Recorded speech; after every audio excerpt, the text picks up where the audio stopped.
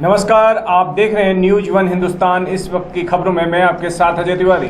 Congress party के अध्यक्ष मल्लिकार्जुन खड़गे ने बजट 2024 पर निराशा जताई है। उन्होंने कहा कि वित्त मंत्री निर्मला सीतारमण द्वारा पेश किया गया बजट बहुत निराशाजनक है। यह बजट सिर्फ कुर्सी बचाने के मकसद से लाया गया है। कांग्रेस पार्टी के अध्यक्ष मल्लिकार्जुन खड़गे ने कहा, यह बहुत ही निराशाजनक बजट है जो नरेंद्र मोदी का सिंहासन बचाने के लिए पेश किया गया है। इस बजट में किसानों के लिए MSP की गारंटी या खाद में सब्सिडी जैसा कुछ नहीं है। वहीं रेलवे में इतनी घटनाएं हो रही हैं, लेकिन रेलवे सुरक्षा, रेलवे भर्ती जैसी जरूरी चीजों की बात नहीं की गई। मोदी सरकार ने रेलवे का बजट बहुत कमजोर बनाया है।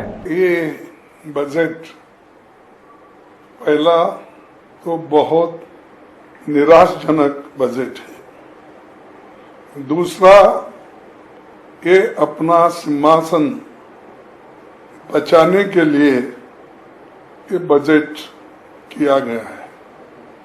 तीसरा, जो किसानों के लिए हम अपेक्षा कर रहे थे MSP गारंटी का, और कानूनन उसको कुछ MSP को मजबूती मिलेगी और फर्टिलाइजर और दूसरे पेस्टिसाइड, इसके लिए कुछ सब्सिडी भी मिलेगा। ये सारी चीजें हमने एक्सपेक्ट किया था, वो भी इसमें नहीं है। और इतने हादसे रेलवे में हो रहे हैं, वो रेलवे का तो ऐसा हो गया ना इधर का ना उधर का। वो फाइनेंस डिपार्टमेंट जब भी गया, रेल डिपार्टमेंट, तब से या तो उसको ठीक ढंग से पैसे मिल रहे या भर्तियां नहीं हो रहे, उसके बारे में कुछ जिक्र नहीं किया। उन्होंने कर सकते थे कि हम इतने नौकरियां खाली है, उसको ठीक करके सिग्नल वाला हो दो, अटेंड करने वाले हो दो, और जितने भी पुलिस सिक्योरिटी होना वो हो दो। ये जो आवश्यक चीजें रेलवे में करनी थी वो भी उन्होंने नहीं किया। और पटरी सुधारना, रेल पटरी सुधारना और बाकी के जो पैसेंजर की सेफ्टी के लिए कुछ करना था, वो भी इन्होंने ज्यादा पैसे रख के कुछ नहीं किया।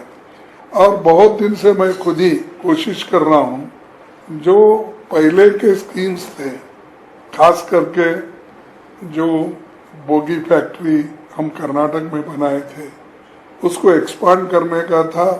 तो अब 10 साल से वो एक्सपांड करने के लिए कुछ पैसे नहीं दे रहे। और बहुत से जो नए स्कीम पहले गवर्नमेंट दी थी और जो रेलवे लाइन नए दिए थे, वो भी इसमें नहीं है। तो रेलवे बजट भी इतना कमजोर बनाया है। देश के कई राज्यों में बाढ़ का माहौल है, लेकिन इस बजट में बाढ़ से राहत के लिए कोई विशेष कदम नहीं उठाए गए। मोदी सरकार के बजट में SC/ST का नाम ही नहीं है। इस बार SC/ST को जिस स्पेशल कंपोनेंट के तहत पैसा देना था वो नहीं किया गया। शायद मोदी सरकार किसानों, मजदूरों, गरीबों, दलितों से नाराज है, क्योंकि इन सभी ने इंडिया गठबंधन का समर्थन किया है, इसलिए वे इनको नजरअंदाज कर सबको सबक सिखाना चाहते हैं। वहीं जातिगत जनगणना करने के लिए जितना बजट रखना था उसका भी कोई जिक्र नहीं किया गया। बाढ़ देश में हर जगह, हिमाचल हो और उत्तराखंड हो, यूपी हो, बिहार हो और हमारे कर्नाटक में हो और केरला में हो, हर जगह, और इवन महाराष्ट्र हो, हर जगह ये बाढ़ आ रही है। तो बाढ़ के लिए स्पेशल स्टेप्स उन्होंने क्या लिया, कितने पैसे उसके लिए उन्होंने जाहिर किए, क्योंकि वो NRDP को स्पेशल पैसे देना पड़ता है। जितना बजट में रखते हैं उससे ज्यादा आज नुकसान हुआ, लोगों का घर गए, मरे लोग बहुत हो गया। तो उसके बारे में भी उन्होंने ठोस कदम नहीं उठाया और उसके लिए उन्होंने कुछ दिया नहीं। इनके बजट में SC/ST का नाम ही नहीं, या उनके लिए जो बजट पॉपुलेशन के लिहाज से रखने का था वो भी नहीं। दूसरों को तो बहुत बातें कहते, मैं शायद इस बार SC/ST को जो एक स्पेशल कंपोनेंट के तहत अलग पैसे रख के देना था वो नहीं किए।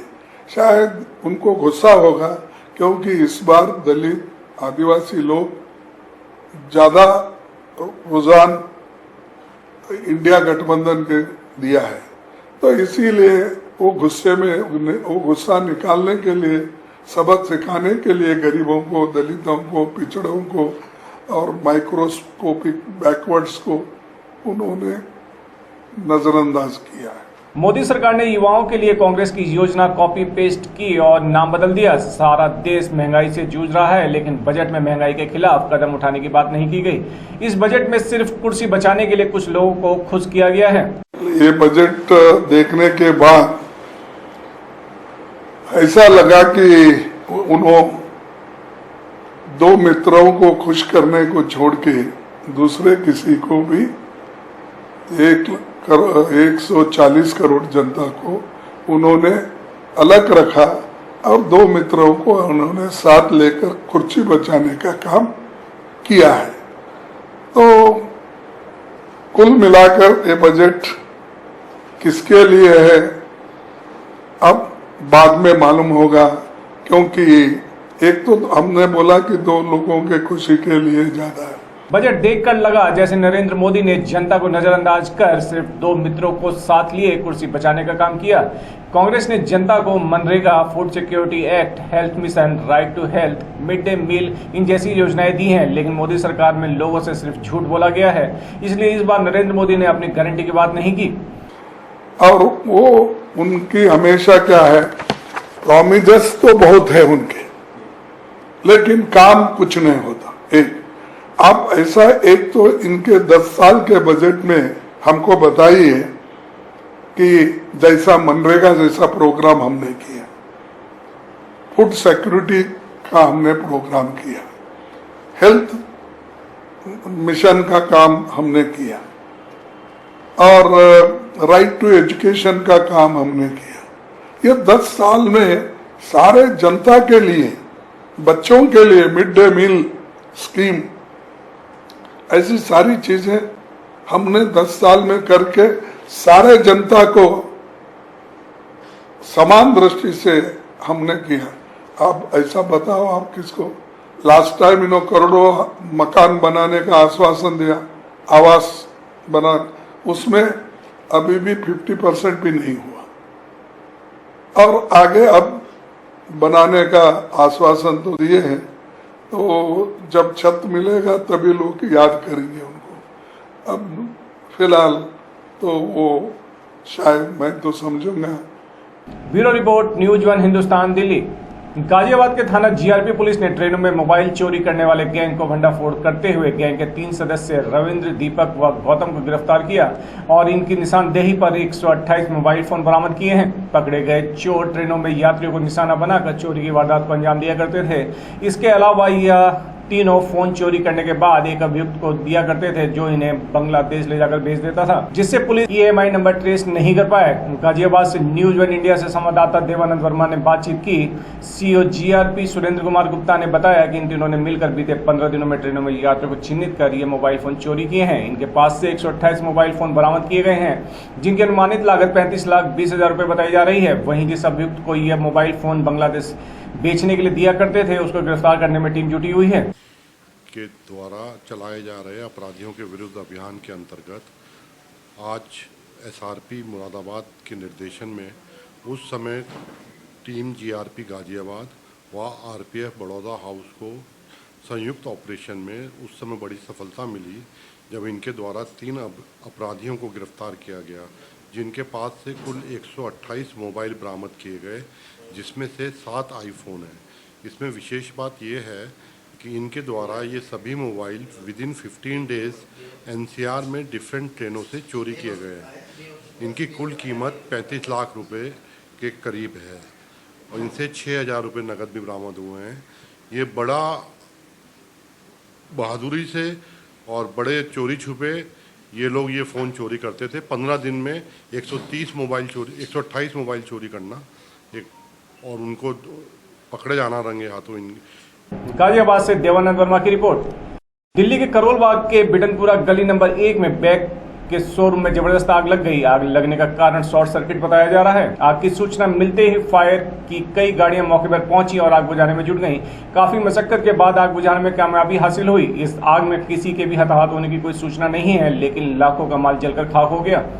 फायर अधिकारी ने बताया कि 2:40 पर हमें आग लगने की सूचना मिली थी। मौके पर दमकल की करीबन 7 से 8 गाड़ियां पहुंचकर आग बुझाने में कामयाब रहीं। फायर के और दिल्ली पुलिस के तमाम कर्मचारी आग बुझाने में लगे रहे और बिजली विभाग के भी कई कर्मचारी मौके पर पहुंचकर जांच पड़ताल कर रहे हैं कि किस वजह से आग लगी। आग पर काबू पा लिया गया है। आसपास की घटना ही है, तो आग तो एकदम बहुत तेज फैल गई थी, क्योंकि प्लास्टिक वास्टिक का काम था इसके नीचे या रेडीमेड का काम था, उससे एकदम फैल गई। तो गाड़ियाँ तो आई, गाड़ियों का भी आजकल वो हाल है, जरा सी बरसात आ गई तो सड़कें जाम हो जाती हैं, तो उससे ट्रैफिक में हो सकता है थोड़ी दिक्कत हो, पर फिर भी टाइम से कोशिश करके पहुंच गई गाड़ियाँ, तो बचाव हो गया कि आसपास आग बढ़ने नहीं दी। दिल्ली से महेश शर्मा की रिपोर्ट। मसूरी में डेंगू से रोकथाम व नियंत्रण को लेकर एसडीएम मसूरी डॉक्टर दीपक सैनी ने स्वास्थ्य विभाग, उप जिला चिकित्सालय और पालिका के अधिकारियों के साथ बैठक कर मानसून सीजन में डेंगू के रोकथाम और उसके लिए की जाने वाली तैयारियों को लेकर अधिकारियों को निर्देश दिए।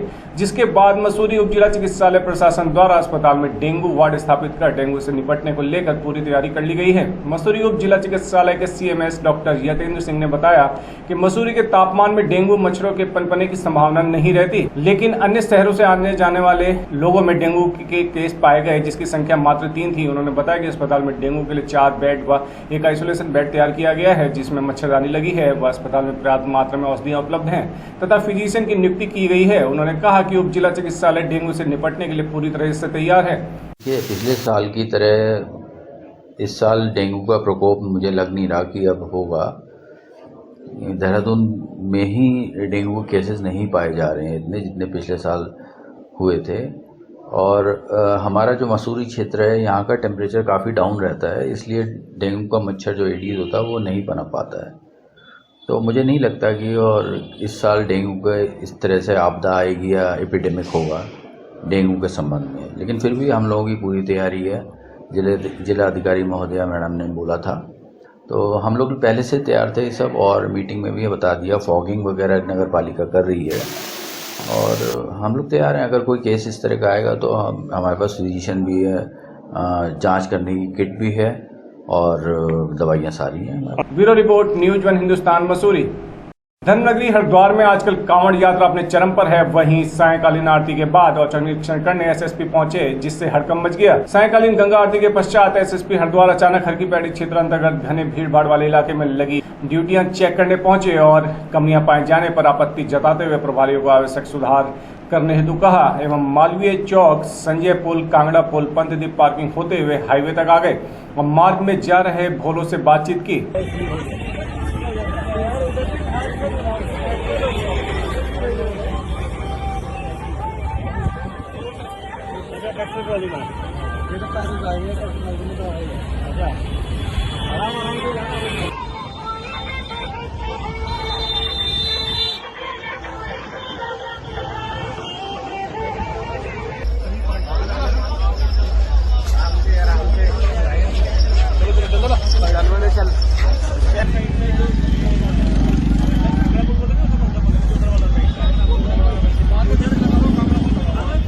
दीनदयाल पार्किंग, रोडीबेल वाला व CCR तक गए।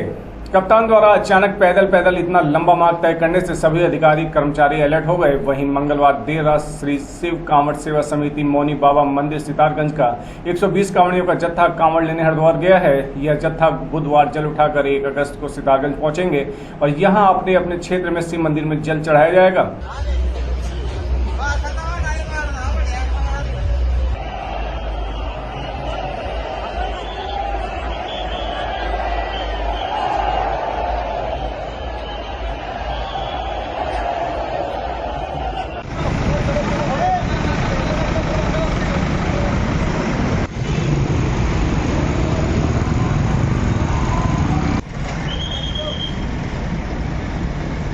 श्री शिव कांवड़ सेवा समिति मौनी बाबा मंदिर के द्वारा ये जत्था जा रहा है और इसमें करीब संख्या तो 120 के करीब है और ये दल हमारा 1 अगस्त को वापस आएगा और कल 25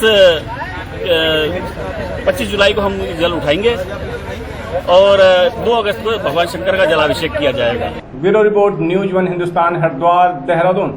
हल्द्वानी में सड़क और चौराहे चौड़ीकरण का काम बहुत तेजी से चल रहा है। सड़क चौड़ीकरण की जद में आने वाले पाखड़ के पेड़ों को ट्रांसलोकेट किए जाने की प्रक्रिया हल्द्वानी रोडवेज बस अड्डे के समीप से प्रारंभ हो गई है। सबसे पहला काम पेड़ों की प्रूनिंग करने के बाद एंटी फंगल ट्रीटमेंट किया गया है और जड़ों के आसपास खुदान करके प्रक्रिया का पहला फेज शुरू कर दिया गया है। इसके अलावा पेड़ों को काटने का काम, पेड़ों की लॉपिंग किए जाने का काम किया जा रहा है। सड़क के दोनों तरफ 10-10 मीटर की नाप पर आने वाले अतिक्रमण को हटाया जा रहा है, जिसकी जद में कई सरकारी संपत्ति भी शामिल है। सड़क चौड़ीकरण के जद में आने वाले बिजली के पोल को भी शिफ्ट करने के काम को रोजाना किया जा रहा है। देखिए, सड़क सुरक्षा समिति और रोड सेफ्टी को देखते हुए हल्द्वानी के 13 चौराहों का चौड़ीकरण सुधारीकरण का काम चल रहा है।